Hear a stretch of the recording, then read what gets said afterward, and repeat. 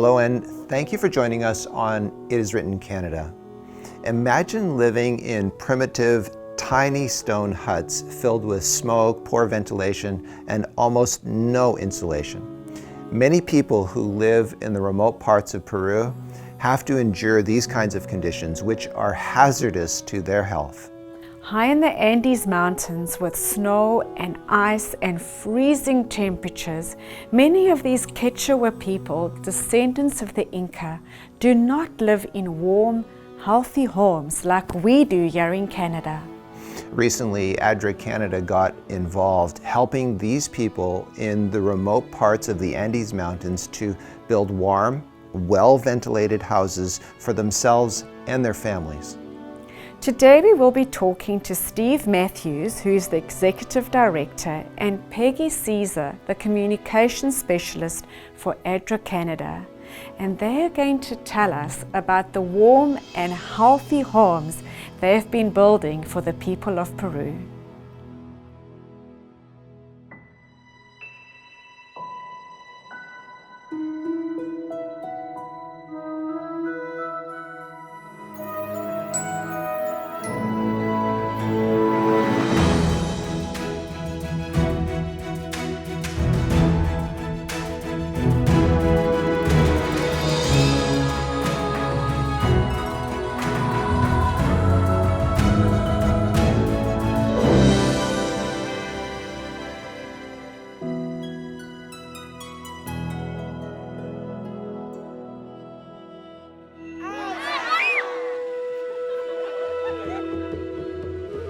Welcome again to It Is Written Canada.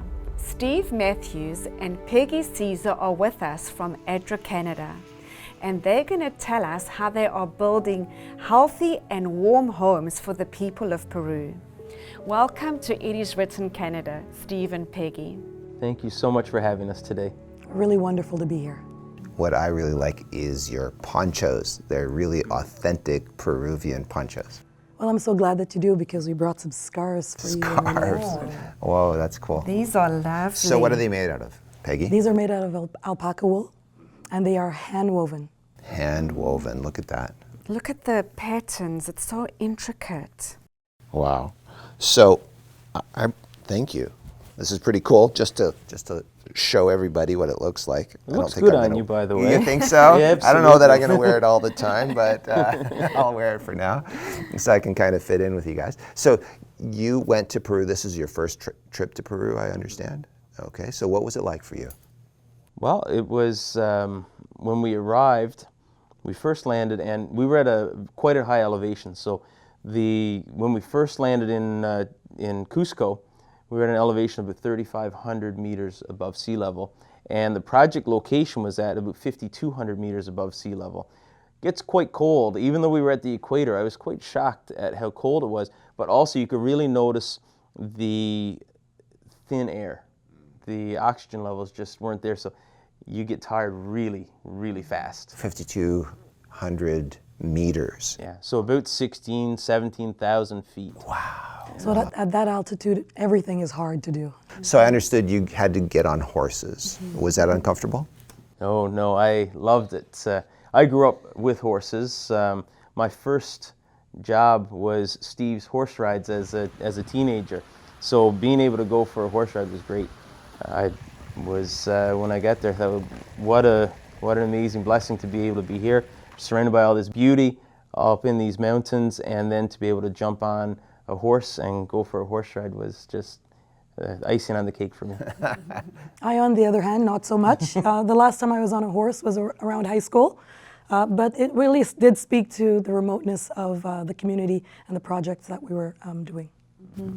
So Peggy and Steve, tell us about the people of Peru and also the places that you visited. While it was quite cool, the people were very warm. We were welcomed with open arms everywhere we went. We at one community, we were followed by a band who got out and played music and sang and danced for us every time we went to a new house in the community.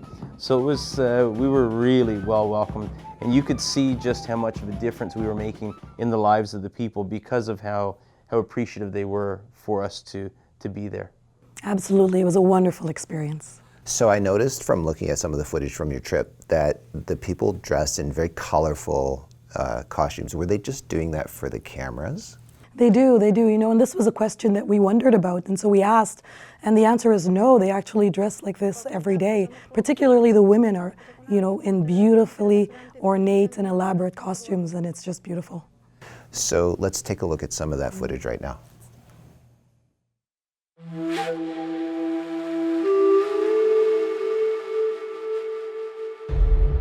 High up in the Andean mountains of Peru, indigenous people groups attempt to eke out a living primarily through the raising of llamas and alpacas.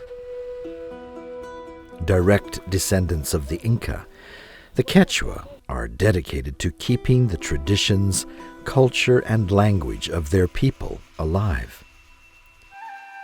The mountains that surround the small farms provide stunning views. At an altitude of 13,500 feet, the air is thin, the winters are cold, and vegetation is sparse. Living above the tree line, building materials are limited to mud bricks and stones. Houses are covered with thatch roofs that don't offer a lot of insulation from the cold winter winds. Most of the homes have just one room of about 16 feet by 10 feet with a dirt floor. The cook stove is usually located at one end of the room. Without proper ventilation, each time food is prepared, the one-room home fills with smoke. Prolonged exposure causes a variety of respiratory illnesses, especially in children and the elderly. My husband and I raised 6 children here in this house. We were very fortunate that all 6 of our children survived. Many of our friends had children who died because of the cold winters. There were some winters when we were not able to afford shoes for our children and they would get frostbite on their toes. It seemed like they were always sick with some kind of cold, flu, or diarrhea. We had no medicine. Instead, we would brew tea and pray they would recover. I was born in this part of Peru and grew up here with my parents. Our house was just the one room that included our stove. Our house was always full of smoke, dust, and ash. We really didn't have windows, just holes and cracks in the walls for ventilation. When the wind would blow in the winter, the room would get very cold. At night, we would need to use 8 blankets to keep warm. And yet, through all of the difficulty, the Quechua people love their highland community. While many youth do leave to try and find work in other parts of Peru, they often return to their homes to once again be with their families and continue the life ways they know and love. One thing that has had a profound difference in recent years is the partnership the community has made with ADRA. Living so high up in the mountains brings many difficulties and challenges. We are always looking for ways that we can improve our lives, but our resources are very limited. We started looking for humanitarian agencies that might help us. Since we are Christian, we prayed that God would send us a Christian organization to help us. Our prayers were answered a couple of years ago when we met people from ADRA. We were so delighted when they agreed to come and work with us to improve our community. But where to start? There were so many needs. After discussing our options, it was decided that the best first step would be to build homes for the people that would be warmer and provide a healthier environment for our children. Whenever ADRA does a project like this, we like to involve the people as much as possible so that in the end, they feel a strong sense of ownership. We had the people make all the mud bricks. They gather all the traditional local material for the roof as well. ADRA then works closely with them, providing technical advice and specialized materials to help them build a safe, warm, healthy home. We provide insulation for the ceiling, wood for a floor, the door, and materials for a nice stove that has a chimney to vent the smoke when they cook. We also encouraged the people to take old bottles and put these into the walls as they were building their homes, so that they could bring more UV light into their homes to kill bacteria. We do everything that we possibly can to harness the energy of the sun. We installed a trombe wall in every home. A trombe wall captures the heat from the sun. Rays of the sun are passed through glass or heavy plastic sheets to heat a wall of stone or bricks that has been painted black. This traps the heat in the small space and heats up the wall during the day, which is then slowly dispersed into the home through the night. When we made the new stoves, we also installed a piping system that distributes heat from the stove through the wall of the home. We wanted to capture and use every bit of energy and heat that we could. What an incredible project. So they used colorful bottles for windows. I never would have thought of that. And then the installation of that heating wall, and then the pipes that were installed to heat up the house from their new stove. So they must have been overjoyed. I mean, these people get this new warm house. Absolutely. You know, it was really touching to see them show us around their newly renovated home with great pride and just joy. It was just tremendous. And as we visited, you know, we were able to see these smart innovations installed in the homes and watch how they really help to increase the quality of life for everyone in the home. And on top of that, it's a very environmentally friendly method that we're using. It's all passive solar. So the sun comes in, heats up the black painted inside area. It's just all passive. There's no energy used in the process. And one of the areas we're really focusing at with ADRA is to try to be more environmentally focused and environmentally friendly. So just a great project from that side as well. And it was healthy because, of course, you know, as we renovated the cook stoves in the homes, you know, the wives and the women, the mothers, showed us with great pride their new stoves, how they cook with their new stoves. And we were happy because we know that with the proper ventilation of the smoke, the children were not going to be suffering with bronchial issues or ocular eye issues. And so really all the way around, a tremendous improvement to their lives. One of the ladies that we visited, who is planned to be a future recipient, has told us that almost all of the families in that area have lost at least one child because of health-related issues over the years. So pretty sad to see that, which is why they're so thankful when they get one of these renovations, because it really does make a life-changing difference for them. So Steve, I believe you received royal treatment. Yeah, definitely. It was quite an experience when we showed up. I was treated like a dignitary. And so I actually brought along some of the clothing that they got me to wear. So this is one of the hats that they had. This is kind of reserved for their dignitary when you show up. And it's a scarf that they also gave as well. When I arrived, one of the things they do for their dignitaries is the dignitary rides into the community on a horse and accompanied with the mayor. So the mayor met us, and I had no idea this was happening, by the way. I just showed up and I see these horses there, and they said, "Oh, no, you're not allowed to drive into the town. You have to ride in on horse with the mayor. It's reserved for the dignitaries." So it seems really odd, by the way, to be called a dignitary. It just didn't seem natural, but hey, you know, you go with what they're doing. So we rode into the community, but then once we get to the community, that's where the real royal treatment came in, because they had built a throne for me when I arrived. So I've worked in construction most of my life, so I could look and tell this is actually pretty fresh concrete that was there. So they had literally built the throne for me. The people that we're working with, they're descendant from the Inca. Whenever an Inca king would come to visit the community, they would have a throne for the king to sit on. So they built a throne for me to sit on while I was there. So very interesting. And I'm I'm typically pretty extroverted, but to be put front and center in front of the whole community, they all literally surrounded, almost like in a semicircle around me. So it was a little different. We thought to it be was great sitting- fun. Yeah, they thought it was. We just thoroughly great. enjoyed it.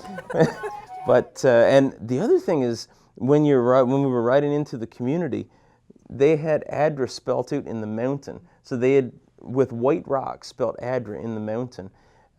So we had our own Hollywood sign up in the Andes Mountains of Peru. It's a real honor.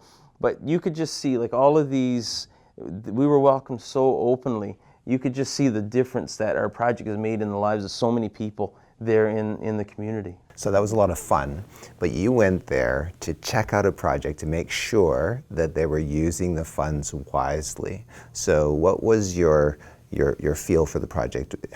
Was it actually meeting its purpose? Did you look at it and say, yes, this is actually serving the people? I think if you talk to the people, I really believe it's gone above and beyond. Especially when we go, one of the homeowners said that they used to have to sleep with 10 blankets on them. And now 3 blankets is all they need to sleep with. So then when we look at how healthy the children are, the children of these homes, they're not suffering with the sickness and illness that they had previously. One thing we're also piloting, we've got just one project where we've installed a bathroom. And so they have running hot water. They can take hot showers for the first time in their lives. They have a flush toilet, running water at the sink.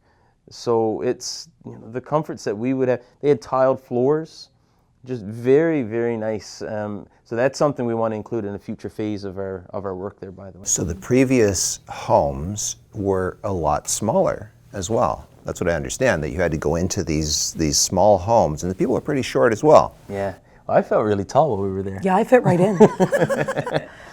But yeah, the homes are completely transformed from the previous. We visited a family that showed us their previous home that they were living in for about 2 or more years, and then the new home, the healthy home, which was like night and day, really. So what was it like for you, Steve, getting into that home? Well, I was almost crawling to get into the doorway. It was very short. The home was about 7 feet by 11 feet.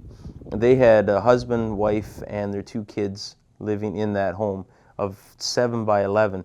And in that home, they also had, their kitchen and everything was in there. So not a lot of room in that house. But yeah, to get in was quite difficult. I don't even know if it was 4 feet tall to get into the home. Extremely dark, very no light at no all. lighting at all, no ventilation.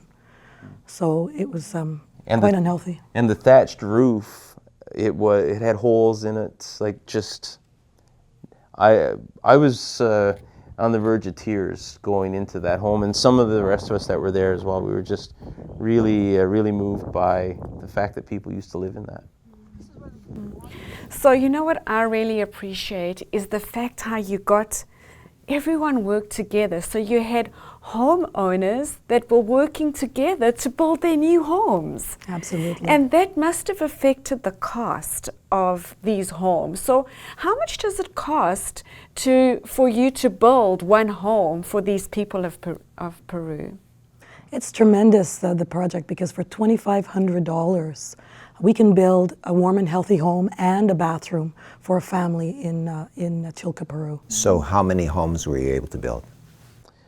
Right now, I believe we're just under 100 homes that we've completed. We do have another phase of our project that we're looking to go forward with. The cost of this next phase is $132,000 is what we're trying to raise for the project. But just the other day, I got an email from the project manager from ADRA Peru, and they have, because of our visit, it's really generated a lot of interest in the community. 450 homes is what they're now requesting to have this upgrade. So it's going to be quite an investment. When you think of 450 homes at $2,500 a home, you're in the $1 million range to try to get that. So the $132,000 we're trying to raise now is only going to to really scratch the surface of the real need there. And that's just for the homes. They have a whole list of other projects as well they'd like us to help out with. So tell us about those projects that you became aware of when you were there, Steve. Well, I'm an engineer as my professional background before joining ADRA, and they actually, one of the communities asked us to build them a hydro dam to be able to provide power, because they want to, alpaca farming is their main source of income, and so they shear the wool, and what they're looking for is to build a factory so they can take that low quality product and make it into a higher quality product and get a better return on their alpaca. So they wanted a hydro dam to be able to power the factory so that they could increase their income. Also, there's eco-tourism is a big thing in this area as well. They're looking for helping with a second home that they could then rent out to people who are coming, because it's up near the glaciers of the Andes Mountains, so they get a lot of eco-tourists. And we also visited a school as well that was 60 years old and just falling apart. And they're doing the best they can with what they have, but they're just looking for, a hand up, a helping hand. So what I like about what you've been talking about is that we here in Canada, we don't see running water as a luxury. We don't see that we can have a shower, we can have running water, we can have flush toilets, but a lot of people in the world do not have that luxury. But with the work of ADRA Canada, you've been able to help the people in those areas. And so we have some footage of that, and so we want to look at that right now. I want to say a big thanks to ADRA for coming and helping us build our new beautiful home. In our old house, we suffered a lot. Life was sad and very difficult. Our whole family is now very happy. We don't get sick so much anymore. Now during the winter, we only need 3 blankets to keep warm at night. The spot I love the most is my beautiful new kitchen. I spend a lot more time there now because it is so nice. I am able to cook our meals easier, and there is no more smoke or ash. The wood floor makes it easy to keep my house clean. When the children climb up on the bed, they no longer get the bed dirty from the floor. I really love my new home. I'm so grateful to ADRA. In addition to our new warm house, the ADRA technician helped us build a bathroom. We have a small spring above our house, and we are piping the water from the spring to our bathroom to give us a flush toilet, shower, and sink. The most wonderful thing is that ADRA installed a passive solar heating system in the ceiling of our bathroom. This means that for the first time, we have been able to take hot showers. We are so happy that we can enjoy such a luxury. We are so grateful that we can send our boy to school clean. Yo soy ADRA! It has been a wonderful experience for me to work with the people of the Chilca community. They are so grateful that someone has come to help them. They feel recognized and noticed. They even changed the road sign to include ADRA Peru. They formed ADRA on the mountainside above their village, and they want ADRA to continue to work with them. They have asked if ADRA could build them a church and community center and bring a pastor to come and live with them to teach them about the Bible. They want a place where their children can come after school and be tutored on their schoolwork and learn English. We are so thankful for the help that we have received from Canada and pray that we will be able to continue that partnership so that we can continue the good work that we have started in Chilca. Wow, that's amazing. They can have the luxury of running water and actually send their children to school clean. And the amazing part about it is it doesn't use any electricity. It's all gravity-fed water, and then there's a solar coil in the roof of the washroom, which heats the water, which is where they get the heat for their shower.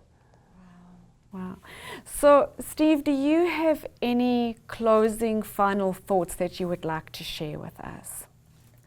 And, you know, when I think back to the time when we were there, and just one of our closing interviews that we had was with the mayor, and he was literally brought to tears because of the difference that it made to the kids in his community. He was telling us about when he was growing up, he used to have to read by candlelight to be able to try to do his studies, and he knocked a candle over one time and it caught his books on fire. So it nearly burnt their home down. And one thing that we do have added in is we have a solar panel with a few lights in the house as well. So the cleanliness, the health, and then the ability to be able to study at night, those are just really life-changing. But the man was literally crying while we were there because of that.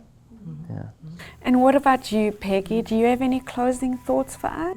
Absolutely. You know, I've read about the project. I wrote about it in the Adventist Messenger. But to actually go and to see the home that I wrote about, the warm and happy home that I wrote about in the flesh, was just really tremendous. And to really understand the positive impacts that the project is making on the lives of people was just incredible.